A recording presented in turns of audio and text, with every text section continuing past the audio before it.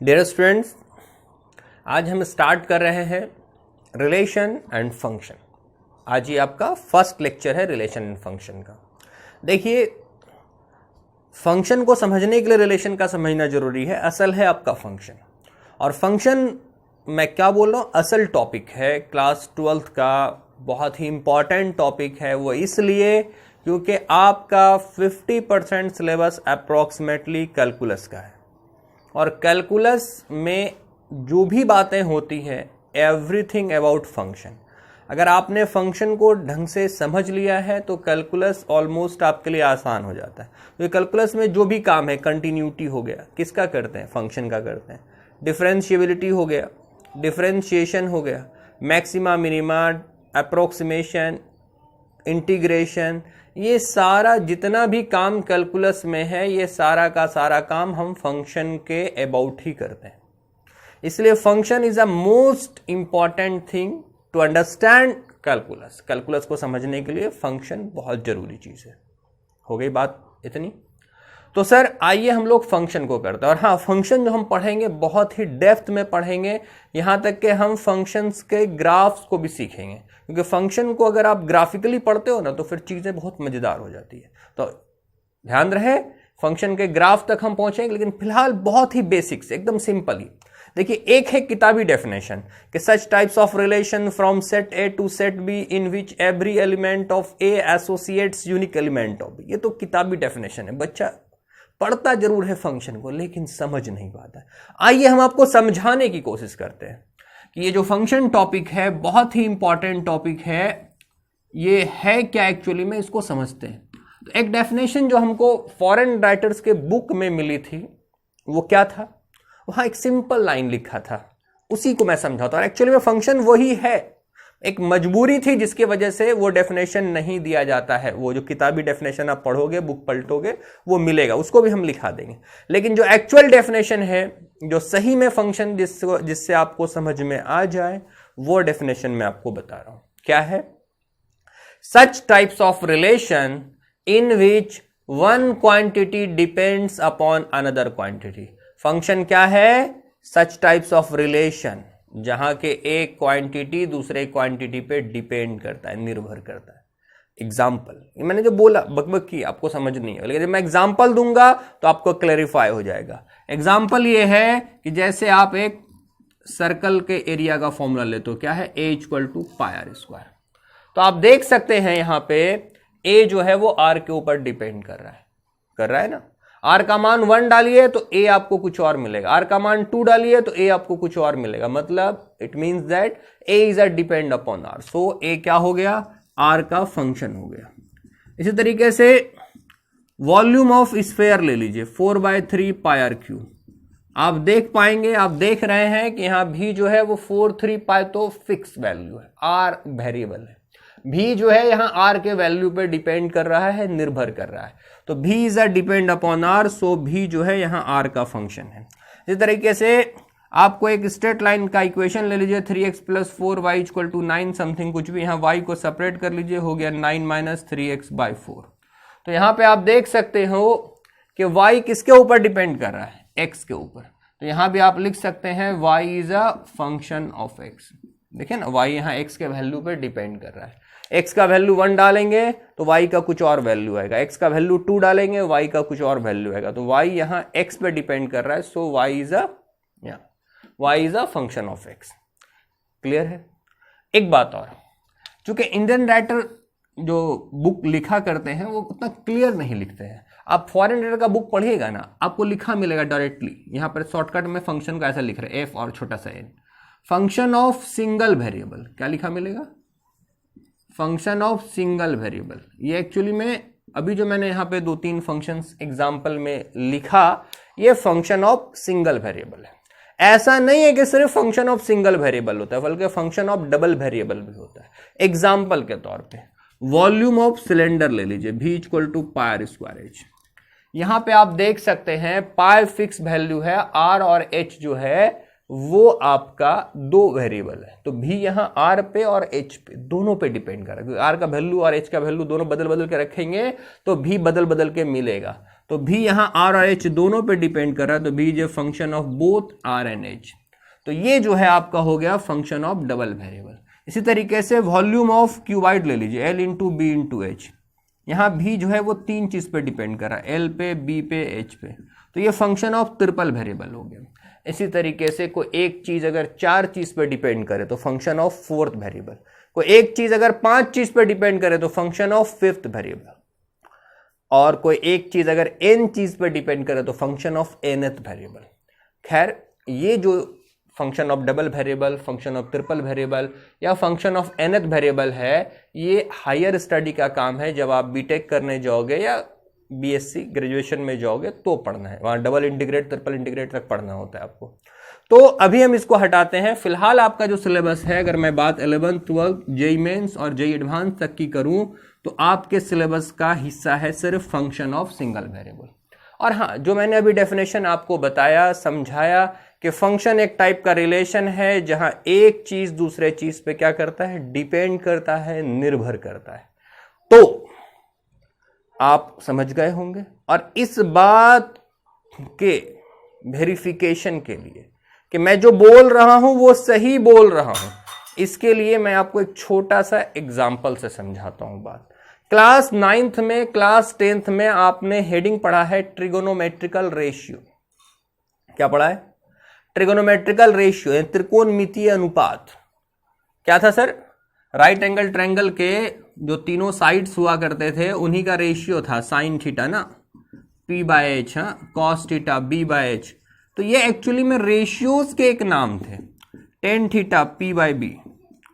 तो सर मैं ये बात करना चाहता हूं, ये चाहे साइन थीटा हो या चाहे ये कॉस थीटा हो या चाहे ये टेन थीटा हो, 9th और 10th में हम इसको क्या बोला करते थे, किस नाम से जानते थे? Trigonometrical ratio. आखिर यहां पे ऐसा क्या हो गया जो हम इसको क्लास 11th में जब से एंट्री किए हैं, हेडिंग मेरा बदला सा। हेडिंग क्या है? Trigonometrical function. क्यों? क्या वजह है इसके पीछे? तो सर इसके पीछे वजह क्या है, इसको समझिए सिंपली कि आप एक साइन फंक्शन को लीजिए, y equal to sine theta को लीजिए, और देखिए यहां फंक्शन वाली बात जो है, फंक्शन वाली बात क्या है, फंक्शन का क्या डेफिनेशन बताया? यहां एक चीज दूसरे चीज पर निर्भर करता है, डिपेंड करता है। तो a यहां r के ऊपर डिपेंड कर रहा, तो a is a function of r। y जो है यहां x पे डिपेंड किया, सो y is a function of x। तो सर 9th में 10th में ट्रिगोनोमेट्रिकल रेशियो था, और आज भी अगर ट्रिगोनोमेट्रिकल रेशियो को ट्रिगोनोमेट्रिकल रेशियो बोले तो कोई गलत बात नहीं है। लेकिन ये रेशियो होने के साथ साथ इसमें फंक्शन वाली बात भी पाई गई। क्या है? y यहां थीटा के ऊपर डिपेंड कर रहा है कि नहीं? देखिए, थीटा का वैल्यू 0 डिग्री डालूंगा तो वैल्यू 0 आ रहा है, 30 डालूंगा तो हाफ आ रहा है, 45 डालूंगा तो 1/√2 आ रहा है, 60 डालूंगा तो √3/2 आ रहा है। It means that y is a depend upon theta. So y अगर यहां थीटा पे डिपेंड कर रहा है तो y किसका फंक्शन हो गया? थीटा का फंक्शन हो गया। मतलब ये क्या हो गया सर?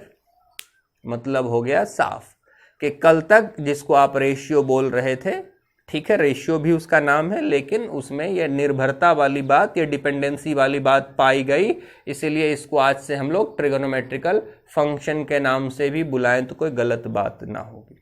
इट्स ओके, इतना आप समझ गए। अब एक बात और, ये फंक्शन का शॉर्ट में इंट्रोडक्शन था आपके साथ। अब सर क्या है ना कि हमको असल में पढ़ना फंक्शन है, हमको असल में पढ़ना क्या है? फंक्शन। लेकिन फंक्शन के डेफिनेशन में आपने सुना, आपने जाना, क्या बोला मैंने? सच टाइप्स ऑफ रिलेशन, यानी कि सभी रिलेशन नहीं, उन रिलेशन में से कुछ रिलेशन चुन के, छांट के, जहां के निर्भरता वाली बात हो, जहां के डिपेंडेंसी वाली बात हो, जहां एक चीज दूसरे चीज पर डिपेंड करता हो, इस तरह के रिलेशन को फंक्शन कहते हैं। तो सर अगर आपको फंक्शन को समझनी है तो आपको क्या समझना होगा? आपको रिलेशन को समझना होगा। ठीक है, आपको क्या समझना होगा? अगर आपको फंक्शन को समझनी है तो आपको रिलेशन को समझना होगा, क्योंकि फंक्शन उन्हीं रिलेशन में से कुछ रिलेशन को चुन करके, छांट करके कुछ रिलेशंस को फंक्शन कहते हैं। तो सर अगर फंक्शन को आप अच्छे से समझना चाहते हैं, एवरीथिंग अबाउट फंक्शन आप जानना चाहते हैं, तो आइए जानते हैं इसको, रिलेशन को। तो सर ये रिलेशन क्या है? अब आइए हम बात पहले अब रिलेशन की करने शुरू करें। तो ये रिलेशन क्या है? रिलेशन में क्या क्या चीज आ सकता है? तो एक बात जान लीजिए, आप और हम अगर ये समझते हैं कि हम ह्यूमंस के बीच जो रिश्ते होते हैं, ब्रदर, फादर, मदर, सिस्टर, बस यही होते होंगे इस रिलेशन में, या बस रिलेशन इतने होता होगा? नहीं sir, all over the world भी नहीं, मैं कहता हूं ऑल ओवर द यूनिवर्स, पूरे ब्रह्मांड में जितना तरह का भी कनेक्शन है, संबंध है, वो सारा का सारा इस रिलेशन के अंडर आता है, ऑल ओवर द यूनिवर्स। यानी हम इंसानों के बीच के ही रिश्ते नहीं, हम ह्यूमंस के बीच के ही रिश्ते सिर्फ नहीं आते हैं, बल्कि मैंने क्या बोला, ऑल ओवर द यूनिवर्स, यानी कि ज्योमेट्रिकल रिलेशन भी आते हैं, अलजेब्रिक रिलेशन भी आता है। ज्योमेट्री में कैसा रिश्ता आएगा? ज्योमेट्री मैथमेटिक्स का वह ब्रांच है जहां लोग शेप, साइज, कंस्ट्रक्शन की बात करता है, जहां क्या है, एक लाइन दूसरे लाइन के पैरेलल है, एक लाइन दूसरे लाइन के ऊपर परपेंडिकुलर है, तो ये परपेंडिकुलरिटी, पैरेललिटी, ये सभी के सभी रिलेशंस हैं। क्या लाइंस के बीच का रिश्ता वही होगा? थोड़ा ना एक लाइन दूसरे लाइन का फादर होगा, एक लाइन दूसरे लाइन का ब्रदर होगा, ऐसा तो होगा नहीं।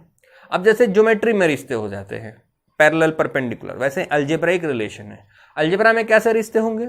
जैसे कि ए नंबर दूसरे नंबर से क्या, ग्रेटर होना, लेस देन होना, डिविजिबल होना, मल्टीपल होना है, क्या है, एलसीएम, एचसीएफ, जो भी इस जो रिलेशंस आपके ज्योमेट्री में अलजेब्रा में हो सकते हैं। तो कहने का मतलब साफ है, ऑल ओवर द यूनिवर्स, सारे संसार में, बल्कि संसार नहीं बल्कि पूरे ब्रह्मांड में जितने तरह के भी कनेक्शन, संबंध, जुड़ाव हो सकते हैं, वो सब इस रिलेशन में आते हैं। तो सर मैंने क्या डिस्कस किया, क्या क्लियर हुआ? अगर आपको फंक्शन को समझना है तो आपको रिलेशन को समझना होगा। और रिलेशन में एक बात समझ में आ गई, रिलेशन क्या होता है? संबंध, जुड़ाव। और ये संबंध किसके बीच होता है? दो लोग के बीच। जैसे कि मान लेते हैं मनोज भागलपुर का है, मनोज भागलपुर का है, और खगड़िया का रमेश है, और मनोज और रमेश दोनों दोस्त हैं। तो हम लोग कैसे बताते हैं कि भागलपुर का मनोज और खगड़िया का रमेश दोनों दोस्त है? तो दोस्ती या रिश्तेदारी किसके बीच है? मनोज और रमेश के बीच है। लेकिन दोस्ती और रिश्तेदारी को बताने टाइम हम कहीं ना कहीं वो जिस लोकेलिटी में रहता है उसको घसीट रहे हैं, भागलपुर और खगड़िया को। मनोज जो कि भागलपुर का है और रमेश जो कि खगड़िया का है, मनोज और रमेश दोनों दोस्त है। दोस्ती मनोज और रमेश के बीच है, लेकिन इस दोस्ती को बताने में हम कहीं ना कहीं किसको घसीट रहे हैं? भागलपुर और खगड़िया को। तो भागलपुर और खगड़िया क्या है? Is a set, is a locality, is a मोहल्ला जो कहिए। तो सर अगर फंक्शन को समझना है तो रिलेशन को समझना होगा, और रिलेशन को समझना है तो सेट को समझना होगा। तो सेट तो आपने 11th में पढ़ा होगा, लेकिन फिर भी जो बच्चे सही से नहीं पढ़े तो हम आप पे नहीं थोपेंगे कि हाँ आप 11th में पढ़े हो, चलो हम स्किप करके निकलते हैं। सेट अभी हम आपको पूरा क्लियर नहीं, क्योंकि हमारा टॉपिक है रिलेशन एंड फंक्शन। सेट में सिर्फ जो बातें मेरा यहाँ पे यूटिलाइज होना है रिलेशन को या फंक्शन को एक्सप्लेन करने के लिए, सिर्फ हम उतने ही बात करेंगे सेट के अबाउट। मेरा टॉपिक है रिलेशन एंड फंक्शन, इसके एक एक पॉइंट को, एक एक लाइन को मुझको डिस्कस करना है। आज ये लेक्चर फर्स्ट है, फिर इसके बाद के लेक्चर्स में चलता रहेगा। फिलहाल हम सेट का कितना सा नॉलेज लेंगे? उतना सा ही जितना सा का हमको अभी जरूरत पड़ने वाला है। ठीक है, हम आगे बढ़ाते हैं चीजों को। चलिए, तो अब हम जल्दी से सेट पे बात करते हैं। ऐसे तो सेट आपके 11th का टॉपिक था, आपने 11th में पढ़ा भी है, फिर भी वैसे स्टूडेंट्स के लिए जिन्होंने पढ़ा है, भूल गया होगा, उनके लिए हम थोड़ा सा बात कर देते हैं। देखिए सेट, सेट क्या है? सेट का सिंपल सा डेफिनेशन है कलेक्शन ऑफ वेल डिफाइंड। कैसा कलेक्शन? Well defined. मतलब वेल डिफाइंड कहने का, देखिए सेट कलेक्शन है, जैसे कि हमारा गांव, मोहल्ला क्या है? Collection of the people. 10 लोग, 20 लोग, 50 लोग, 100 लोग एक जगह घर बना के रह रहे हैं, वो क्या है? मोहल्ला है। तो सर रिश्तेदारी होगा 2 लोग के बीच, लेकिन रिश्तेदारी को समझने के लिए वो कहां रहता है, किस मोहल्ले में रहता है। हम अक्सर रिश्तेदारी जोड़ने टाइम क्या बोले? मोहल्ला को घसीट रहे थे कि भागलपुर का मनोज और खगड़िया का रमेश दोनों दोस्त थे। तो दोस्ती 2 लोग के बीच है, लेकिन दोस्ती बताने टाइम कहीं ना कहीं हम उसके मोहल्ला को, उसके लोकेलिटी को घसीट रहे हैं। तो आइए हम लोग सेट पे बात कर लेते जल्दी से। तो सेट क्या है सर? कलेक्शन है। कैसा कलेक्शन है? Well defined. वेल डिफाइंड से मतलब ये होता है, जैसे कि मैंने बोल दिया cricket players of Indian team, तो इसमें सचिन भी आ जाएगा, यानी जिन्होंने इंटरनेशनल खेला है। गली के क्रिकेटर तो आप और हम लोग भी हैं, हम लोगों का नाम नहीं आना इसमें। जिन्होंने इंडिया के लिए इंटरनेशनली खेला है उसकी बात कर रहा हूं मैं, cricket players of Indian team. तो क्या है? सचिन, राहुल द्रविड़, मेरी मुराद, धोनी, सब लोग आ जाएगा एक लाइन से। जितना लोग 400-500 जितना आ जाता सबको लिख दूंगा, cricket players of Indian team. लेकिन यहीं पे अगर कह दे good cricket players of Indian team, तो अब क्या है ना सर, यहां पे कंफ्यूजन है कि किसको रखूं किसको ना रखूं। सर हो सकता है आपके लिए सचिन जो है गुड क्रिकेट प्लेयर हो, लेकिन हो सकता है मैं उसको लाइक नहीं करता हूं, क्योंकि सर दुनिया में किसी भी इंसान के सिर्फ प्रशंसक नहीं हो सकता, उसके आलोचक भी होते हैं। ठीक है, अगर दुनिया में 90 आदमी किसी की प्रशंसा कर रहा है तो 10 आदमी, 5 आदमी या 2 आदमी, 1 आदमी मिल जाएगा जो उसका आलोचक होगा। तो कहने का मतलब है, अगर good cricket players of Indian team बोल रहा हूं, जिसको मैं जी से डिनोट कर रहा हूं, तो इसमें एक कंफ्यूजन है, किसको रखा जाए किसको ना रखा जाए। आप बोलोगे Kohli is a good cricketer, मैं बोलूंगा नहीं उसमें ईगो एटीट्यूड बहुत है, नहीं मैं लाइक नहीं। सर हो सकता है, या मैं लाइक करूं आप लाइक नहीं करो, मैं लाइक करूंगा बीबीएस लक्ष्मण को, आप बोलोगे नहीं हम बहुत स्लो खेलता था हम उसको लाइक नहीं करेंगे। तो कहने का सेंस ये है कि अगर cricket players of Indian team की अगर बात की जाए तो क्या है सर, ये सेट हो गया, क्योंकि इसमें जिन्होंने 1 दिन खेला है, 100 दिन खेला है, अच्छा खेला है, खराब खेला है, सबको ले देना है। लेकिन जैसे ही मैंने बोला good cricket players of Indian team, इसमें कंफ्यूजन क्रिएट हो गया कि मेरे हिसाब से गुड कोई और होगा, आपके हिसाब से गुड कोई और होगा। तो जहां कंफ्यूजन क्रिएट हो वो वेल डिफाइंड नहीं रहे, यानी सीधा बात। सेट कलेक्शन का नाम हुआ, कैसा कलेक्शन? जो वेल डिफाइंड हो, जिसमें कोई कंफ्यूजन नहीं हो, सीधा सीधा बात, एकदम क्लियर हो किसको किसको रखना है, बस वेल डिफाइंड कलेक्शन सेट हो गया। अब सेट 2 तरह के होते हैं सर, एकदम बिल्कुल इन शॉर्ट में बात कर रहा हूं सेट पे, क्योंकि सेट को मैं 11th आपने पढ़ लिया, सिर्फ मैं उतना ही डिस्कशन करूंगा जितना मुझको यहां जरूरत पड़ने वाली।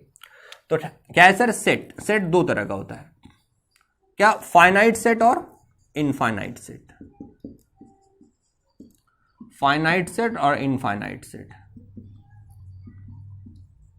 फाइनाइट सेट में क्या है सर, आपका फाइनाइट सेट हो गया, जैसे कि एक सेट ले लिया मैंने ए, इसमें 1 2 3 4 5 ये 5 एलिमेंट है। ये जो आप देख रहे हैं सर, ये फाइनाइट सेट है, यानी नंबर ऑफ एलिमेंट को उसको काउंट कर सकते हैं, 5 एलिमेंट, 10 एलिमेंट, 20 एलिमेंट, 100 एलिमेंट, वो फाइनाइट सेट होगा। इनफाइनाइट सेट कैसा होगा? एग्जांपल होता है नेचुरल नंबर का सेट, 1 2 3 स्टार्ट हो रहा है, कहां तक जाएगा जिसका कोई अंत नहीं है, इनफाइनाइट सेट। तो ये फाइनाइट सेट हो गया, इनफाइनाइट सेट। फाइनाइट सेट में कुछ क्वालिटी होता है, जैसे कि एक सेट ले रहे हैं आप 20 में 1 ही एलिमेंट है, जिसमें 1 के एलिमेंट होते हैं, उसको बोलते हैं क्या सर? Singleton set. क्या बोलते हैं इसको? Singleton set. और एक सेट जिसमें के वो खाली होता है, जिसको इम्पटी सेट, ये सब फाइनाइट सेट के अंडर आते हैं। और इनफाइनाइट से जाने सेट 2 तरह का, फाइनाइट और इनफाइनाइट। इतना क्लियर हो गया। अब रही बात सेट को लिखने का तरीका। सेट को लिखने का 2 तरीका होता है। ये सेट आपका पढ़ा हुआ है, सिर्फ मैं जल्दी जल्दी आपको इंट्रोड्यूस करा रहा हूं, ठीक है। अब क्या है सर, सेट जो है क्या बता दिया, 2 तरह का हो गया। सेट का डेफिनेशन समझ में आ गया। कलेक्शन, कैसा कलेक्शन? वेल डिफाइंड कलेक्शन, यानी जहां कोई कंफ्यूजन नहीं हो, कोई झगड़ा झंझट कुछ नहीं, सीधा अगर बोला समझ जाओ इसमें किसको किसको रखना है, हो गया वेल डिफाइंड। वो कलेक्शन जो है सेट कहलाया। अब यहीं पर मैंने क्या बात की कि आपका जो है ये 2 तरह का हो गया, फाइनाइट इनफाइनाइट, ये भी हो गया। सेट को लिखने का तरीका सर, सेट को लिखने का जैसे मैंने भी एक ये लिखा, 1 2 3 4 5, ये क्या हो गया? ऐसे जो मैंने लिखा है इसका नाम है रोस्टर और टेबुलर फॉर्म में लिखना। और यहीं पर एक सेट जिसको मैं लिखूंगा बिल्डर फॉर्म में। तो बिल्डर फॉर्म क्या होता है, उसको हम लोग पहले ही बुझा के लिखेंगे, जैसे कि लिखे एक्स। अब x क्या है, ये जो सिंबल देख रहे हैं इसको बोलते हैं सच दैट। अब मैं सच दैट के बाद x को एक्सप्लेन करूंगा, क्लियर करूंगा कि ये x क्या है, कैसा है। तो बता रहा हूं कि x belongs to natural, x natural में बिलोंग करे। अब नेचुरल तो 1 से स्टार्ट होता है, लेकिन कहां तक जाता है, इनफाइनाइट। तो साथ में ये भी बताऊंगा, and x is a less than equal to 5। अब जो मैंने ये बात पूरा लिखा है यहां पे, तो ये ऊपरला जो सेट है और ये जो सेट है दोनों सेम चीज बता रहा है, लेकिन लिखने का बस तरीका अलग अलग। वो क्या हुआ, रोस्टर और टेबुलर फॉर्म हुआ ऊपर, और नीचे क्या हुआ, बिल्डर फॉर्म हुआ। जो वो है वही नीचे वाला भी है, खाली लिखने का 2 ढंग हो गया। एक रोस्टर टेबुलर फॉर्म जहां के क्लियर बता दिया जाए कौन कौन है, और बिल्डर फॉर्म जहां के पहले बुझा के लिखा जाए। तो हो गया सेट लिखने का 2 तरीका। रोस्टर और टेबुलर फॉर्म और एक बिल्डर फॉर्म। इसके बाद हम आते हैं कहां, इसके बाद जो मेरा टॉपिक है, मतलब जो इसके बाद आगे बढ़ेंगे वो क्या है, सबसेट। तो आइए जल्दी से जानते हैं सबसेट क्या होता है, इसको समझते हैं। सबसेट, तो सबसेट में क्या है सर, ये देखिए ये जो देख रहे हैं ना, इसको सबसेट का सिंबल पढ़ते हैं। यहां लिखाएंगे, यहां पढ़ेंगे A is a subset of B. Actual में जो सिंबल आपको दिख रहा है इसके अंदर दो सिंबल है, इसको पढ़ते हैं कंटेन और ये हो गया ए इक्वल टू बी। ये कहने का मतलब ये है, ये जो सबसेट के लिए मैंने ये सिंबल यूज किया, तो चाहे तो ए बी में कंटेन करे और या ए बी के बराबर हो, दोनों में से कोई एक बात होगा तो सबसेट कहलाएगा। जैसे कि एग्जांपल के तौर पे आप समझिए, कहीं पर लिखा होता है x is less than equal to 3, तो एक बात समझ लीजिए अच्छे से, जो डबल सिंबल जहां जहां यूज होता है इसका मतलब ये नहीं तो दोनों बात एक साथ हो। सर कभी भी ऐसा नहीं हो सकता, कोई मान लो तो आप ही में से कोई एक स्टूडेंट हो, वो मेरे से छोटा है तो फिर मेरे बराबर भी होगा क्या, नहीं। और जो मेरे बराबर है मान लेते हैं, तो क्या वो मेरे से छोटा होगा, नहीं। दोनों में से कोई एक बात होगा, मेरे से छोटा है तो बराबर नहीं होगा, और मेरे बराबर है तो फिर मेरे से छोटा नहीं होगा। तो यहां पर जो सिंबल देख रहे हैं x is less than equal to 3, it means that यहां भी यही मतलब है, x चाहे तो 3 से लेस देन होगा या x 3 के इक्वल होगा, दोनों में से कोई एक बात ये होगा या ये होगा। तो यहां भी जो सबसेट के लिए आप सिंबल देख रहे हैं कि a is a subset of b, तो इसके अंदर डबल सिंबल है, इसको पढ़ते हैं कंटेन और एक है इक्वल। तो चाहे तो ए बी में कंटेन करे या ए बी के इक्वल हो तो कहेंगे सबसेट। जैसे कि एग्जांपल के तौर पे, कैसे एग्जांपल के तौर पे मैंने सेट ले लिया, एक 1 2 3 उसमें एलिमेंट है, एक सेट बी ले लिया उसमें एलिमेंट है 1 2 3 4, और एक सेट सी ले लेता हूं मैं यहीं पे, एक सेट क्या ले लेता हूं, सी, उसमें एलिमेंट है 1 2 3। तो आप देख पा रहे हैं कि ए जो है बी में क्या कर रहा है, कंटेन कर रहा है, तो कंटेन किया तो भी सबसेट होगा। वहीं पर आप ए जो है वो क्या हो रहा है, सी के बराबर हो रहा है। सर तो क्या पढ़ेंगे इसको, ए बी का भी सबसेट है और ए जो है वो सी का भी सबसेट है, इक्वल हुआ तो भी सबसेट, कंटेन किया तो भी सबसेट। अब यहीं पर एक लाइन होता है प्रॉपर सबसेट। सर एक बात समझ लीजिए, आप और हम जो लोग हैं, हमारे बहुत सारे फ्रेंड्स होते हैं। ये प्रॉपर समझते हैं ना, जैसे नाउन और प्रॉपर नाउन। नाउन क्या हुआ, समझ गए, वस्तु भी समान चीजों के नाम को पढ़े होंगे इंग्लिश ग्रामर में। वहीं पर एक वर्ड आता है प्रॉपर नाउन, यानी जिसमें इसका मीनिंग होता है खास। तो वही चीज हम समझा रहे हैं यहाँ पर, एक है सबसेट और एक है प्रॉपर सबसेट। सर क्या है, जैसे कि हमारे फ्रेंड बहुत सारे होते हैं, तो हमारे बहुत सारे फ्रेंड में क्या सब लोग हमारा खासे दोस्त होता है, नहीं ना सर। उसी में से कुछ लोग मेरा प्रॉपर फ्रेंड होते हैं, खास दोस्त। तो सब लोग खास हो जरूरी नहीं है। तो यहां पर भी सबसेट होने के लिए दो तरीका है, ए बी के कंटेन करे तो भी सबसेट होगा और ए सी के इक्वल हो तो भी सबसेट होगा। प्रॉपर सबसेट कब कहते हैं, जब ए बी में कंटेन करे, ये कंटेन करके जो सबसेट होगा ना वो प्रॉपर सबसेट कहलाएगा। जैसे यहीं पर आप देख लीजिए, ए बी का प्रॉपर सबसेट है लेकिन ए सी का प्रॉपर सबसेट नहीं। तो एक प्रॉपर सबसेट को जान ही लिया, और एक होता है सुपरसेट। सर देखिए सुपरसेट क्या होता है, जैसे कि ए बी में समा, यानी इधर से रिश्ता जोड़े तो प्रॉपर सबसेट का, लेकिन अगर बी को पहले बोल दिया जाए, बी ना ए को समा रहा है अपने में, तो बी ए का कौन हुआ, सुपरसेट। यानी रिश्ता इधर से जोड़े तो आप मेरे स्टूडेंट हो गए, लेकिन आप उधर से जोड़ोगे तो हम आपके टीचर हो जाएंगे। तो रिश्ता इधर से करे तो अलग, उधर से करे तो अलग होता है। तो वही चीज हो गया, ए बी में समा रहा है तो ए बी का प्रॉपर सबसेट हुआ, लेकिन बी बड़ा है, बी ए को अपने में समा रहा है, तो बी ए के लिए कौन हो गया, सुपरसेट। तो आपने यहां पे तीन बातें जान ली, सबसेट, प्रॉपर सबसेट और एक सुपरसेट। तीन बातें जान ली। अब एक छोटा सा यहां पे ऑब्जेक्टिव आता है जिसका मुझको अभी आगे यूज होना है रिलेशन में, वो होता है टोटल नंबर ऑफ सबसेट। देखिए वो कैसे हम लोग डील करते हैं, उसके लिए फॉर्मूला होता है, तुरंत कर लेते हैं। तो जैसे कि टोटल नंबर ऑफ सबसेट के लिए फॉर्मूला होता है, अगर आपको कभी भी किसी भी सबसेट सेट का टोटल नंबर ऑफ सबसेट जानना है तो क्या फॉर्मूला होता है, 2 पर पावर n। यहीं पर total number of proper subset के लिए फॉर्मूला होता है 2 पर पावर n -1। ये मैं बिल्कुल बेसिक डिस्कशन कर रहा हूं, फिर धीरे धीरे मेरा लेवल बढ़ता जाएगा। धीरे धीरे जो है नेक्स्ट लेक्चर में, आज तो सिर्फ मतलब समझिए पहला लेक्चर हम डाल रहे हैं, आज ये लेक्चर सिर्फ 30 मिनट का होगा या उससे भी कम का हो सकता है, अगले दिन से फिर हम बहुत अच्छे से डिस्कशन करें। आज थोड़ा सा क्वालिटी भी चेक करने के लिए हमने डाला है कि ठीक ठाक है कि नहीं, अपना फीडबैक दे देंगे, ठीक है। उसके बाद फिर मेरा एक कंटिन्यूअस में चलता रहे। रिलेशन फंक्शन को जितना डेप्थ में पढ़ेंगे कैलकुलस मेरे लिए उतना आसान हो जाएगा। कैलकुलस हमको फील ही नहीं कराएगा कि हम कुछ पढ़ रहे हैं, बहुत मजेदार हो जाएगा। और खास करके इसका ग्राफिकल अप्रोच हमको पढ़ना बहुत जरूरी है। तो खैर हम अपने टॉपिक पे लौट रहे हैं। क्या है sir? Total number of subset. क्या फॉर्मूला था? 2 पर पावर n। और जहां n क्या है, उस सेट के एलिमेंट की संख्या है, इसको कार्डिनल नंबर ही बोलते हैं। क्या बोलते हैं? Cardinal number. और ये total number of, sorry subset लिख दिया है, proper subset. Total number of proper subset अगर बोला जाए तो फॉर्मूला हो जाता है 2 पर पावर n-1। इसको वेरीफाई कर लेते हैं। जैसे कि एक सेट ले लिया मैंने A, इसमें एलिमेंट है 3, 4, 5।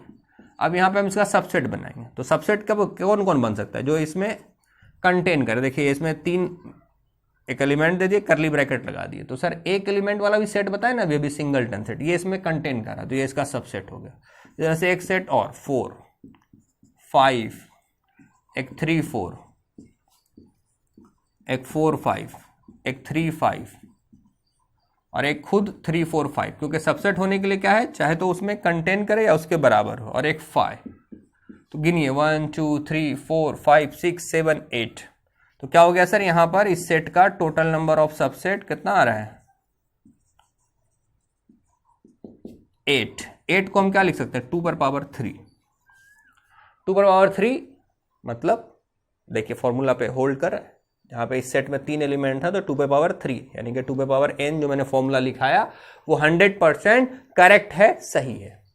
अब मैं बात कर रहा हूं total number of proper subset की। तो देखेंगे आप यहां पे प्रॉपर सबसेट में कि यहां पर सारे सबसेट जो है वो प्रॉपर हैं एक्सेप्ट ये वाला। यही एक ठो इकलौता है जो इसके इक्वल होके सबसेट हो रहा है। यही एक ठो इकलौता है जो इसके इक्वल होके सबसेट हो रहा है। बाकी सारे लोग प्रॉपर सबसेट है। तो टोटल में एक कम कर दीजिए, या इसी को लिख देने वाले ऐसे लिखते हैं 2 पर पावर क्यूब -1। यानी कि सबसेट का जो संख्या है, जो नंबर है, उसमें बस एक सब्ट्रैक्ट कर दीजिए, एक घटा दीजिए, हो गया वो total number of proper subset. तो सर सबसेट जान लिया, प्रॉपर सबसेट जान लिया, सुपर सेट जान लिया, सेट। सर इसके आगे भी है पावर ऑफ, ठीक है, पावर ऑफ सेट होता है, यूनियन, इंटरसेक्शन, इन सब का काम अभी मुझको नहीं है रिलेशन फिलहाल समझने के लिए। वैसे आपको मैं जल्दी से उस पर भी डिस्कशन कर देता हूँ, यूनियन इंटरसेक्शन क्या क्या है, यूनिवर्सल सेट क्या है, जल्दी से थोड़ा सा बात कर लेते हैं। वैसे अब मुझको उसका काम नहीं है यहाँ पे, चूंकि मैं यहाँ पर सेट कंप्लीट नहीं पढ़ा रहा हूँ आपको। यहाँ सेट, चूंकि सेट 11 का टॉपिक है, मैं उतना सा ही पढ़ा रहा हूँ जितना सा का आपको यहाँ पे जरूरत पड़ने वाला है मुझको। आगे बढ़ते हैं। सर पावर सेट किसको कहते थे? कहते हैं यहाँ पर जो सारा, अगर जैसे सेट ए था ना मेरा, जिसमें एलिमेंट क्या था मेरा 3, 4, 5, अभी जो मैंने लिखा था, इसमें पावर सेट ऑफ ए, जिसको पीए से डिनोट करते हैं, कौन हो जाएगा? जितना सबसेट बना ना, सबका कलेक्शन कर लीजिए। सबसेट अभी जेठो मैंने लिखा था 8 गो, उनका कलेक्शन कर लीजिए, उनको इस करली ब्रैकेट में बंद कर दीजिए। तो ये कहलाएगा आपका पावर सेट, ठीक है। 3, 4, 3, 5, हाँ, और यहां पर एक 4, 5 भी आ गया, और एक 3, 5 ले लेता हूं, और एक 3, 4, 5 और एक 5। तो ये आपका 3, 3, 6, 2, 8, ये 8 जो इसका सबसेट है इस सेट का, उसका कलेक्शन जो कर लिए ना आप, इसको क्या कहेंगे, क्या पढ़ेंगे? पीए, पावर सेट। और सेट का नाम बी है, जरूरी नहीं कि ए सेट का नाम, तो क्या पढ़ेंगे? पीबी, यानी कि पावर सेट ऑफ बी। लिख लीजिए इसको हेडिंग में, पावर सेट, ठीक है। क्या पढ़ेंगे इसको? Power set of B. तो ये पावर सेट समझ गए। अब यहीं पे यूनिवर्सल सेट क्या होता है उसको जान लीजिए। जल्दी हम लोग इन सारी बातों को जान लेते हैं बस। देखिए इनका भी यूनिवर्सल सेट, इंटरसेक्शन, यूनियन, इनका भी नॉलेज होना बहुत जरूरी है, इसलिए कि आगे आप जो प्रोबेबिलिटी पढ़िएगा, प्रोबेबिलिटी में इसका खूब यूज है। तो यूनिवर्सल सेट क्या होता है सर? जैसे कि एग्जांपल से, जैसे एक जनरली यू से या एक्स से डिनोट करते हैं। जैसे क्या मैंने एक सेट ले लिया 1, 2, 3, 4, 5, 6, 7, 8, 9, 10, ये एक सेट ले लिया, ये यूनिवर्सल सेट कहलाएगा। किन के लिए? मेरे लिए, आपके लिए नहीं। यहाँ पर हम बहुत छोटा सेट लेते हैं, 1, 2, 3, 8 9, हाँ, फिर एक सेट बी लेते हैं 1 3 4 5, हाँ, फिर एक सेट सी लेते हैं 1 3 8 1 3 7, कुछ भी। तो क्या देख रहे हैं सर आप, जैसा कि नाम है यूनिवर्सल सेट, नाम से ही जग जाहिर है, यूनिवर्स का मतलब होता है ब्रह्मांड, और ब्रह्मांड का सेंस होता है कि उससे बाहर कुछ भी ना हो। तो यहां पर आप जो देख रहे हैं, देख पा रहे हैं, इसको मैं यूनिवर्सल सेट इसलिए कह रहा हूं क्योंकि यहां पर सेट यू जो है वो ब्रह्मांड है। किन के लिए? मेरे आपके लिए नहीं सर, ये छोटा छोटा सेट है ना ए बी सी, इनके लिए ये ब्रह्मांड है, यूनिवर्स है, हो गया यूनिवर्सल सेट, समझ गए। अब यहीं पर बात करें अगर यूनियन की, ए यूनियन बी, तो ये यूनियन होता क्या है? यूनियन का मतलब होता है, यूनियन का अगर मीनिंग देखें इंग्लिश डिक्शनरी में तो उसका मतलब होता है और, यानी या, यानी ऐसा एलिमेंट लिखना है जो ए का हो या बी का हो। तो ए वाले को भी लिख दो 1 2 3 8 9, और इधर फिर 1 3 4 5। अब सेट में एक के चीज को 2 बार लिखने से उसकी गिनती 2 बार नहीं हो जाती है।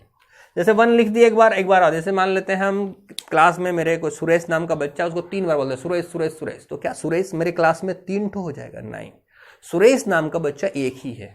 तो यूनियन का मतलब होता है या, यानी कि मुझको अगर ए यूनियन बी करनी है तो इसका मतलब है ए वाले को भी लिख दो या बी वाले को भी लिख दो। तो सर मैंने 1 को और 3 को पहले लिख रखा था, इसलिए दोबारा लिखना कोई जरूरी नहीं है, तो 1 3 दोबारा नहीं आएगा। अब क्या है सर 4 5, हाँ नहीं है, उसको लिखना है, थोड़ा सा सीरियली अरेंज कर देते हैं, तो ऐसा हो जाएगा 4 5 और फिर 8 9, तो ये हो गया यूनियन। अब यहीं पर बात करते हैं इंटरसेक्शन की। इंटरसेक्शन का मतलब होता है एंड, एंड का मतलब होता है ऐसा जो ए में भी हो एंड बी में भी हो, ए में भी एंड बी, यानी ए और बी दोनों में एक साथ हो। तो सर यानी कि दोनों का मैचिंग, तो ये हो गया 1 और 3, ए और बी में बस यही दोनों मैच कर रहा है। यहीं पर होता है सर एक ए माइनस बी। ए माइनस बी को अगर हम इंग्लिश डिक्शनरी में बोले तो ए माइनस बी का मतलब होता है, मैं लिख देता हूं, इसका मतलब होता है ए बट नॉट बी, ए हो लेकिन बी वाला नहीं हो, ए बट नॉट बी। ध्यान से सुन लीजिएगा, देखिए सिंबॉलिकली इसको बोलते हैं ए माइनस बी, इस तरह से लिखते हैं, लेकिन इसको अगर इंग्लिश में या उसका मीनिंग देखा जाए तो क्या मतलब होता है ए बट नॉट बी, यानी ए के लोग होंगे लेकिन बी के नहीं होंगे। तो ए माइनस बी में क्या होता है, जो ए और बी में मैचिंग है उसको हटा देते हैं, यानी ए से बी वाले को निकाल दो। तो 1 और 3 जो है वो बी वाला भी है, इसलिए उसको निकाल देंगे, यहां पर बचेगा 2 8 9, ये हो गया ए माइनस बी।